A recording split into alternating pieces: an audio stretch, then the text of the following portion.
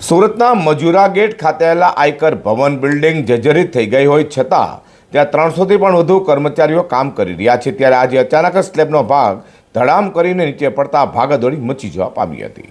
સુરતના મજૂરા ગેટ ખાતે આવેલા આયકર ભવન બિલ્ડિંગમાં સળિયા દેખાઈ રહ્યા છે। નવા સ્લેબના ટુકડા પણ નીચે પડી રહ્યા છે। તે ફરી એકવાર આ ઘટના ફરી બની છે, જેનાથી ભયભીત થયેલા કર્મચારીઓ તાત્કાલિક ઓફિસની બહાર દોડી ગયા હતા। આ ભવનમાં 300થી વધુ કર્મચારીઓ ભયના ઓથાર હેઠળ કામ કરવા મજબૂર છે। કર્મચારીઓએ સ્પષ્ટ જણાવ્યું છે કે જ્યાં સુધી તેમને સુરક્ષાની ખાતરી આપવામાં નહીં આવે ત્યાં સુધી તેઓ કામ પર પાછા ફરશે નહીં।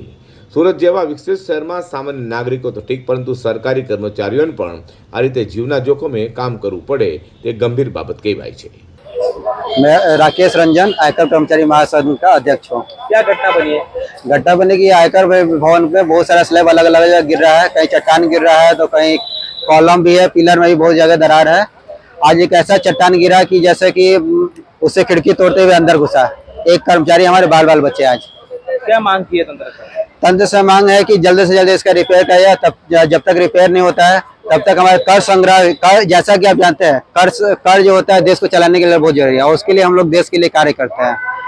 लेकिन फिर भी अब जान पे जोखिम है, वो भी ऐसा जान पे जोखिम होना नहीं चाहिए। ये जो बिल्डिंग में कमी के कारण जान पे जोखिम डालना कोई मतलब नहीं बनता। इस कारण हमने मांग किया कि हमें वर्क फ्रॉम होम तुरंत ऑर्डर किया जाए।